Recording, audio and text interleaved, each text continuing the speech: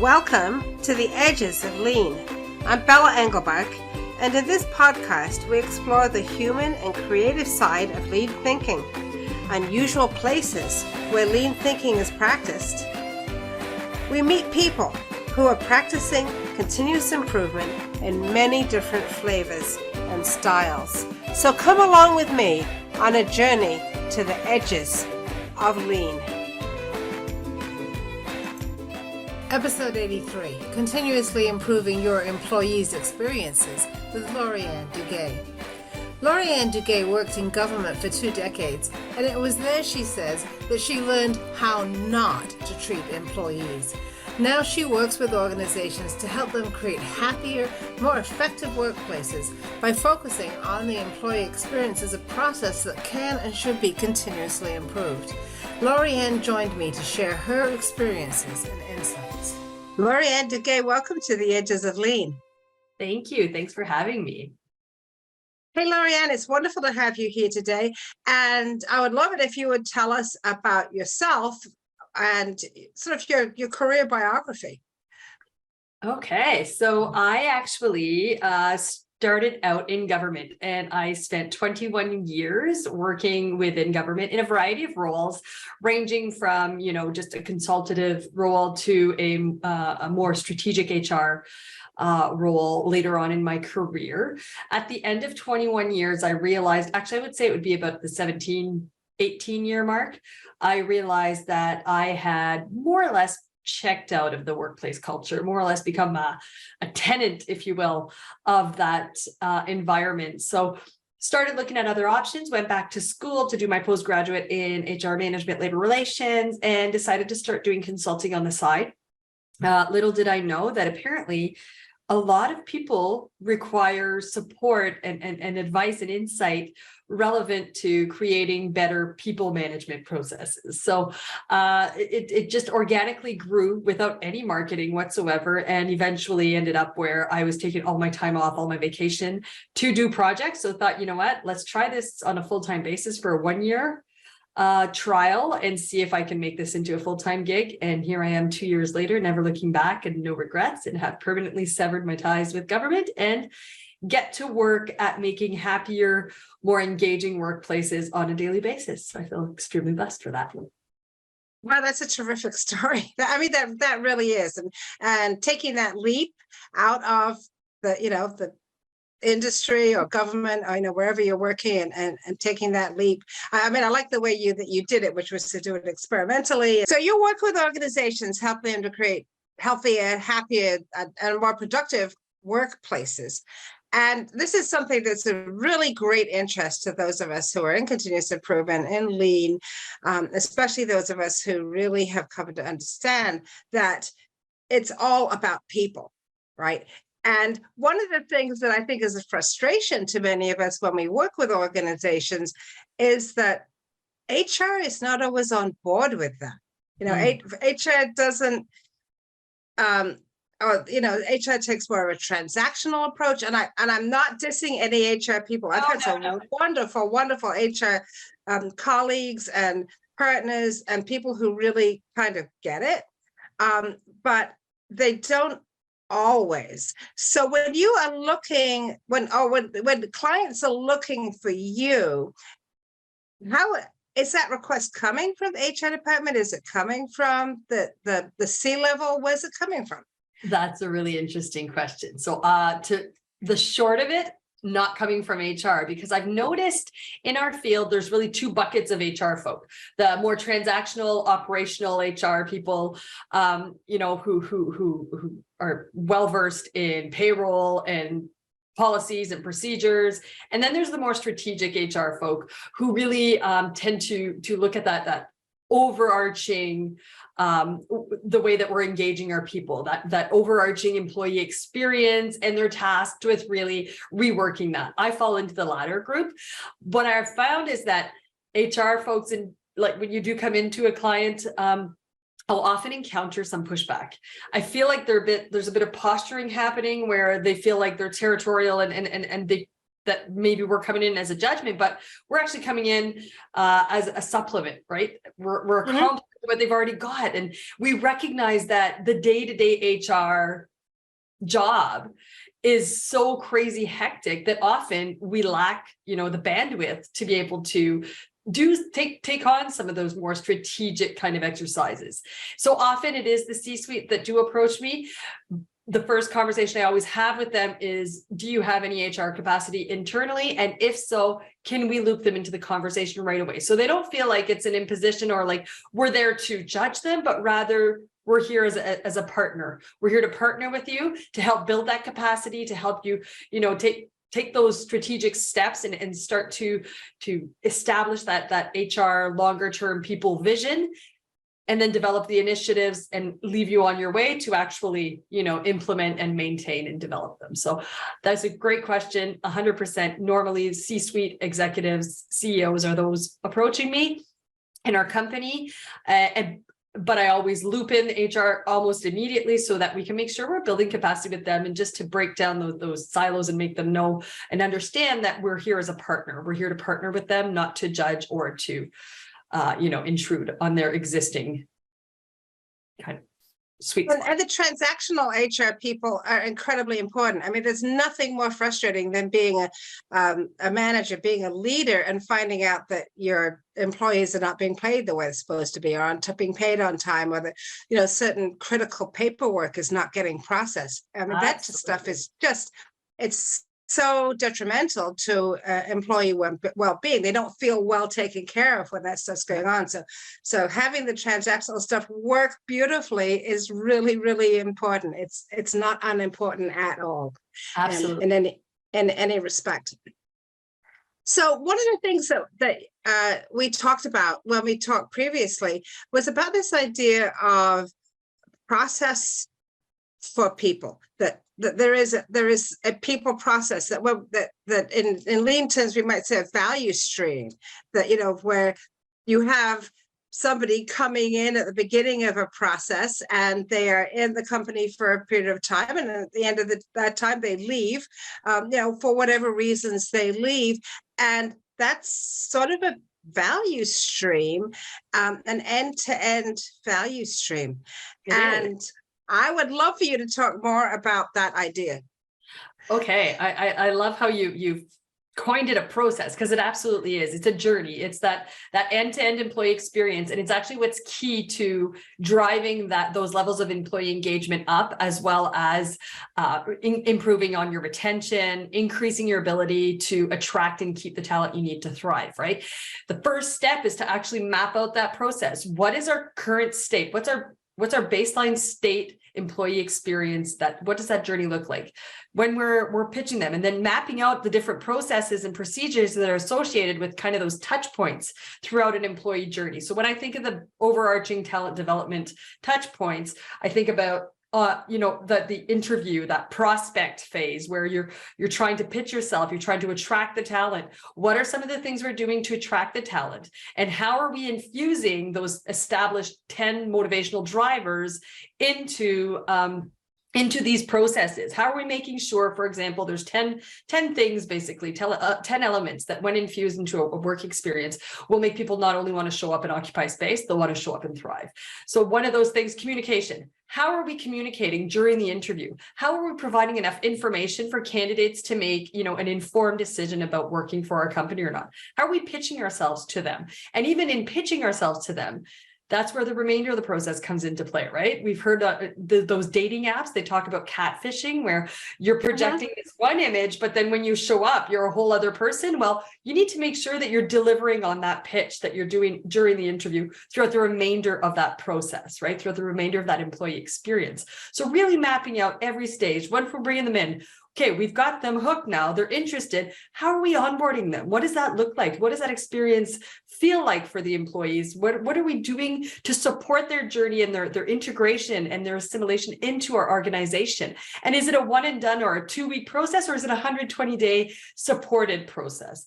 How can we better, optimize that process to make it more engaging to make sure that we're setting them up for success and we're not losing them before they even begin. I have a client who, when we tracked the retention rates, they were losing most of their folks within the first 21 days. Wow. What does that tell you about their onboarding and orientation, right? It was crazy. So it was really quick fixes that had huge rewards in terms of retention, being able to make sure they've got a training plan, make sure that they're connected to a buddy and a mentor. They're two separate people with two separate focuses. The mentor being the more technical, transferring that and transmitting the technical aspect of that position or that job that you've been hired to do, while the buddy is there to transmit the cultural piece, to say, hey, this is how we roll here. This is where people tend to take breaks. There's a Tim Hortons up the road. Yes, I'm Canadian, so I'm going to go with the Tim Hortons. So providing those unspoken things that are so helpful and really facilitate the assimilation into an organization, right? And integration, I should say. So certainly mapping out those touch points, onboarding orientation. Once they're fully trained, what are we doing to continue engaging them, continue developing them, and helping them grow within their position or into other positions, right? How are we identifying high potential candidates, and how are we curating training plans and development plans for them to make sure that we're keeping them? And so really mapping out that entire journey from the moment that they're thinking about working for you to the moment they're exiting, and capitalizing and optimizing each of the processes and procedures associated to those touch points that I referred to throughout that employee journey, to make sure that you're offering a highly engaging employee experience or process. So it's very intentional. It's not sort of accidental that. No, it is. But we see that. We do see that in organizations. You know, someone gets hired, or they might get hired in one division or department, and they're super happy and everything went great, and they get hired into another department and it's just not that way. So there's not consistency, across departments, across silos in an organization. Absolutely. So how do you address that? Again, you talked about usually starting with the C-suite. So what's going on there? Leadership is key, and really making sure that you're training your leaders and that you're providing them with the training and the tools and the resources required to adopt a standardized approach to their leadership, but also adopt a human-centered, a people-centric approach. Too many leaders, adhere to that old command and control. You do so because I say so. No, that's not going to resonate with the younger generations. And knowing that it's now a job seekers market, that 1 in 4 of your employees are already shopping elsewhere, then we need to really pivot it and adopt that more people-centered approach. And that, for example, I built an entire leadership development program. And again, I look at it as a process. It's not about, I've done a leadership development program. No, I have a train coach connect, because it's one thing to provide the training, but then you need to provide the opportunity to hone those skills and to continue practicing them. Because like with anything, if you take a training and then you don't use those skills for 6 months, then you're no further ahead. So I connect them with a coach, and I make sure that I connect them with other leaders from across a different variety of industries, because one of the things we hear loud and clear is it's a very lonely place to be, right? Being a leader is a lonely place, because you're that conduit between your senior leadership and your direct reports. And often, number one, ego comes into play. You don't really want to tell your colleagues or your peers, your leadership peers, that I'm kind of struggling with this. I've got this challenge happening and I really don't know how to contend with it, right? So what we do is we host monthly masterminds where leaders from across a variety of industries show up and they get 10 minutes dedicated to troubleshooting one of their challenges. So however many people I've got, I divide into breakout rooms, and then off they go, and each person, it's a timed exercise. Here's something I'm contending with. How have you guys grappled with this in the past? What has worked for you? What was, kind of a lesson learned versus best practices? And so the people leave having actual strategies and having solutions to these ongoing challenges, right? So I think we need to rethink the way we develop our leadership, that it needs to be at least a 1 year long experience for the actual development program, but then you continue to support your leadership in connecting and in networking with one another, in sharing best practices, so that they can continue to evolve and continuously improve on their leadership style, right? Well, yeah, and nobody's ever done, right? Nobody's has ever learned everything, and one of the things that we see now is that you thought that there was a lot of change in the past. There's more change. I mean, the change is just The only constant in life today is change. it's change. That's right. That's right. So I'm thinking about what you said. In lean terms, we talk about this concept of leader standard work. So one of the things that a leader should be doing, in order to be a leader, in order to truly lead, as opposed to be in command and control, where should the leader be? How often do they interact with other people? How do they get information from the very, sort of the bottom of the organization all the way to the top?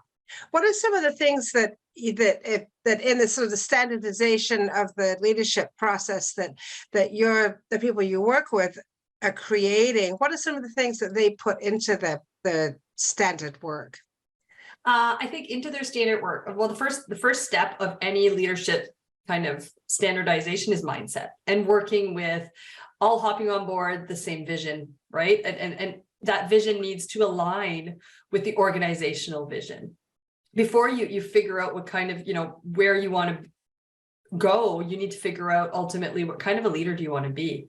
How do you want to show up for your people? How do you want to be remembered? That's the way that we do any strategic planning exercise, right? We work with organizations, we say, okay, 10 years down the road, you're getting an award on stage. What do you want your company to be getting an award for? That's how you develop that vision. That's that one line that says, this is what we want to be remembered for, right? Same thing for leadership. You need to develop your blueprint. You need to figure out what kind of a leader you want to be, but then make sure that it's aligning with that overarching organization vision as well.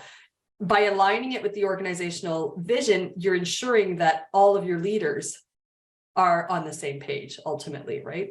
And that they're curating however they decide to develop into the role or into that vision can be very customized, but that ultimately it all links back to that overarching organizational vision, mission, and values, so that there is some level of standardization. So mindset being number one, but really understanding what it is we're working towards as well.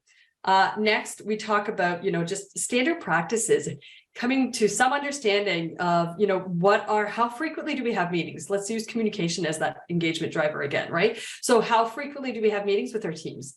And this needs to be adhered to across the board. How are we going to communicate? What are our communication protocols? And what might that look like? How can we improve on them? And how much is too much information? How much is not enough? What are some of the channels that we're going to use to communicate with our people? And ensuring that those channels are prescribed by the organization and not individually kind of decided on, right? So that's where you're seeing that level of consistency, that same quality of leadership across different departments or units, whatever the case may be. So little things that we implement, but to standardize them so that they're being done the same way everywhere. Is that, it sounds to me as if that might have to come about as a result of some experimentation, right? Because each company is a little bit different or a lot different. Well, they always claim they're really different, but then they're not as different as they think they are.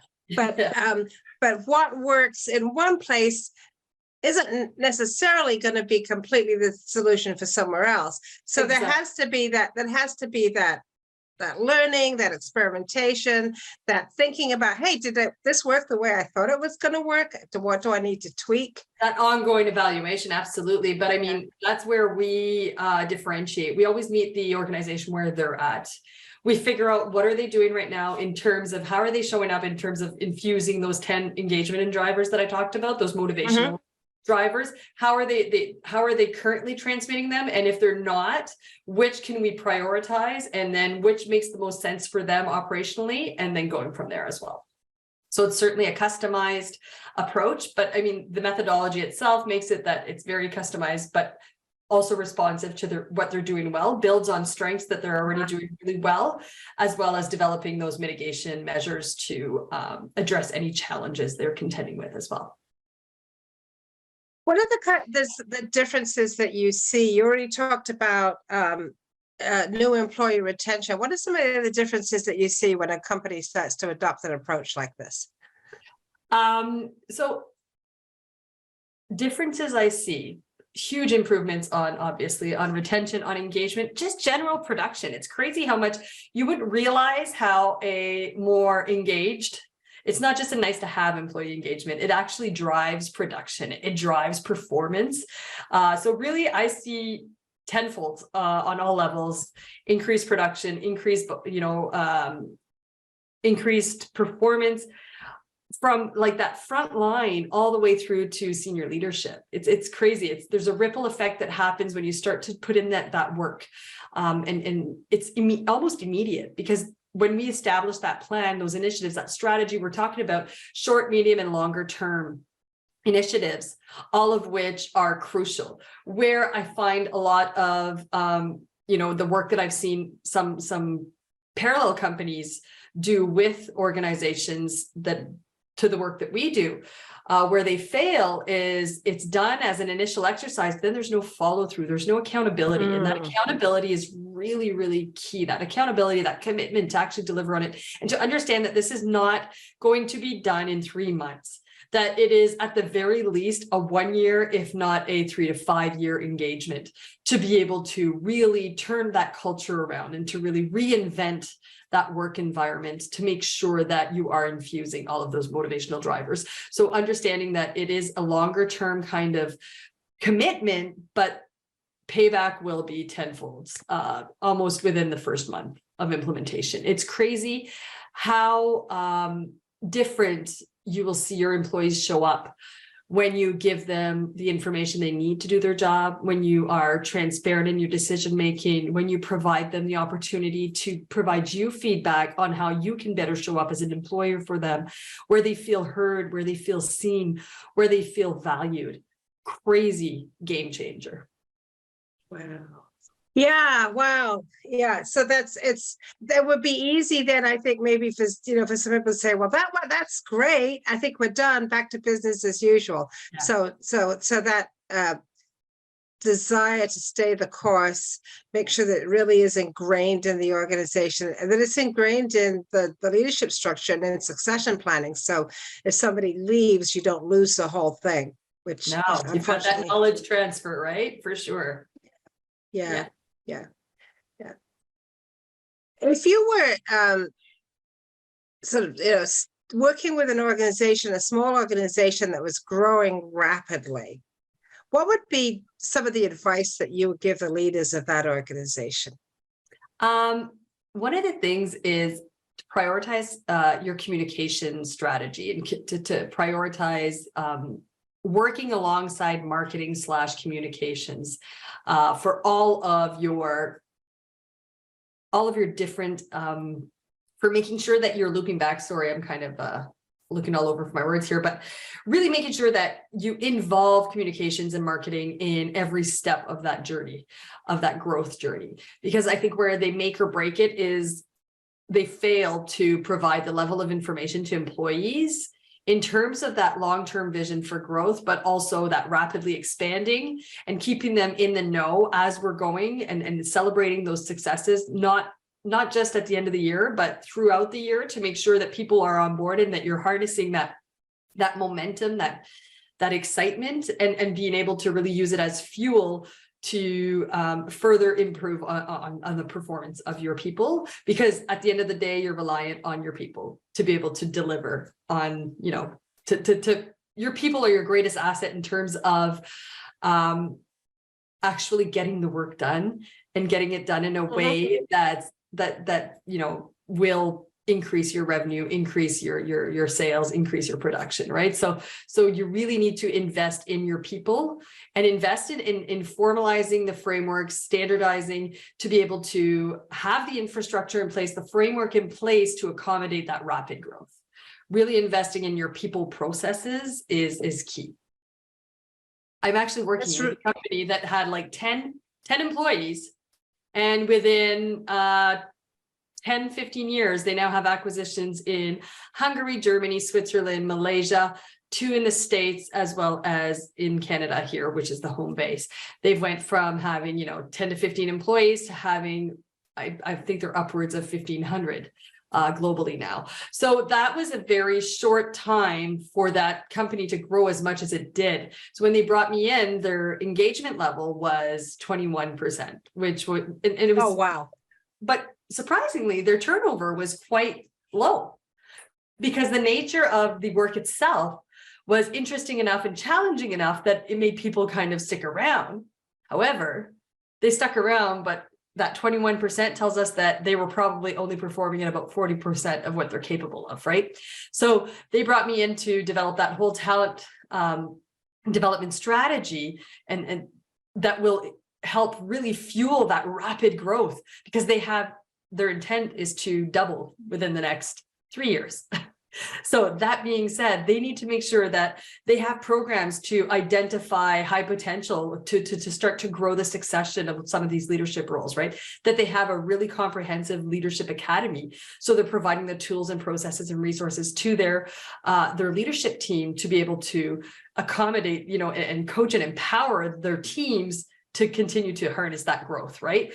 They need to make sure that they're providing continuous growth opportunities to existing employees and developing their existing employees and investing in them so that they feel like they've got room to grow within the organization, that they need to develop a comprehensive rewards and recognition program, and understand that managers need to recognize that rewards and recognition is not bringing coffee on a Friday, and it's not a costly endeavor, but there's a way of doing it much more effectively to make sure that it's actually reaping the rewards that you seek when you initially take time to recognize those employees, right? And that you're being fully inclusive in that recognition program as well. Anyways, a number of different initiatives to be able to then have this really robust talent management, talent development program that's going to facilitate that rapid growth. That's really important, because when companies can succeed on the growth side, on the global side, and really lose on the people side, right? Then they're not really doing as well as they think they are, because of frankly, it costs money. Oh my God. A disengaged employee is costing on average $3,400 per $10,000 chunk of salary. So if they're at $60,000 a year, 3,400 times 6, right? So that's how much it's costing them in lost production and time, but they fail to recognize that. There's an ROI expert that I've worked with, and she's working at developing the actual formulas for some of my major projects that I've done in the past, to really land on what was the ROI of that investment. And it is crazy. It is the investment for our services is a drop in the bucket for what it brought back to the organization. And once you start to actually monetize those savings and then the value, it's crazy.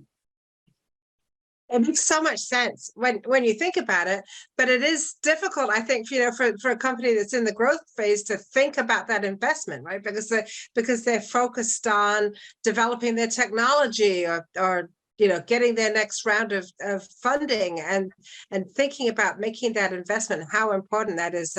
So if any of you are listening, or in that state, really think about that. The investments that you make in your people processes will really pay off for you. Absolutely. The ROI is huge, particularly again in this labor market. It's just it's not a time to be losing people because you didn't invest where you might have invested.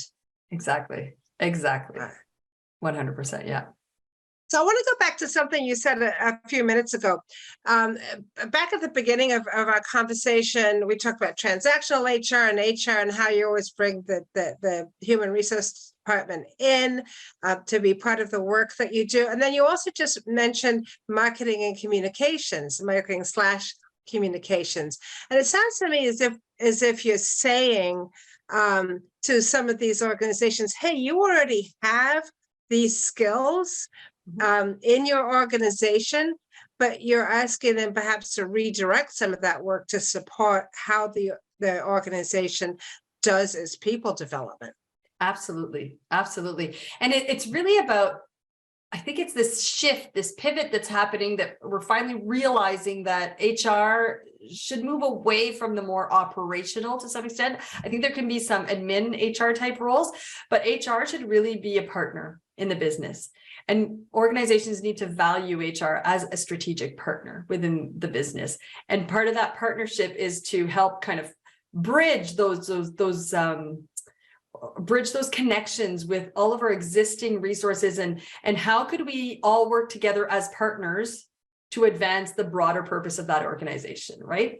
And I think marketing and communication is really a key one, because it's the number one complaint of employee engagement surveys is lack of communication, bottom line. So you need to make sure that not only are your leaders trained to communicate effectively, but provided the tools and the channels to be able to do that well, right? And they have to be able to do that in a way that employees perceive as being with integrity, not giving spin, being, when the leadership says something, you can rely on it being actually accurate and they're not hiding something. The credibility thing, right? It's a credibility builder for sure. And he needs to be authentic. I agree. Yeah. It's I think for some leaders that's tough. I mean, that they're brought up as leaders to hoard information, and hoard maybe isn't the right word, but to reserve information, perhaps not necessarily to share some of the struggles that the organization is going through. I often tell clients, and even when I was in government, I would say, we recognize that operationally sometimes you're not in a position to share information. But even saying that, listen, at this moment, because there's too many variables that are likely to come into play, I can't give you more than I'm giving you right now, but I do commit to giving you guys more information the minute that I'm capable to do so. Even just, kind of saying that and putting it out there that I'm giving you everything I'm able to at this point will go a long way in terms of helping your employees still feel like they're in the know. And then following it up with really doing it when that information really is available. Absolutely. Yeah. Absolutely. Yeah. Lorianne, you've talked about working with growing companies. I think that another challenging kind of organization to work with is sort of the older company, right? The company that's been around for a while. This is the way we do things. What are the challenges there? I'm working right now with a client, with another client who the father he was the founder of the company. And so he's now wanting to step away, and he's got his 3 boys who are going to be taking over the company. And where it gets really interesting is precisely to what you're saying is, I think senior leadership thinks that if it ain't broke, don't fix it.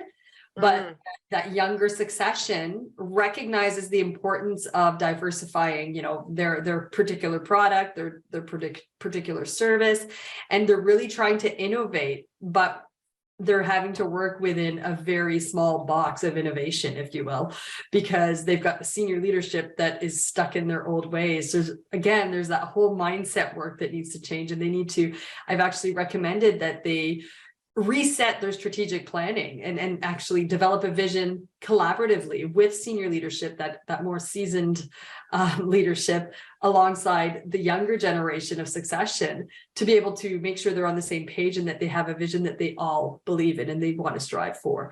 Because the vision they had was 10 years old. Well, you know what, 10 years ago, where you wanted to take this company has likely changed and evolved over the past, 10 years. So really working at helping them see. So it is more challenging, because then you've got a lot of pushback to navigate, but that's where initiating a change management strategy alongside this talent development strategy implementation is really key, so that you're helping provide the tools for your existing employees to be more resilient to some of the initiatives being rolled out and be less overwhelmed.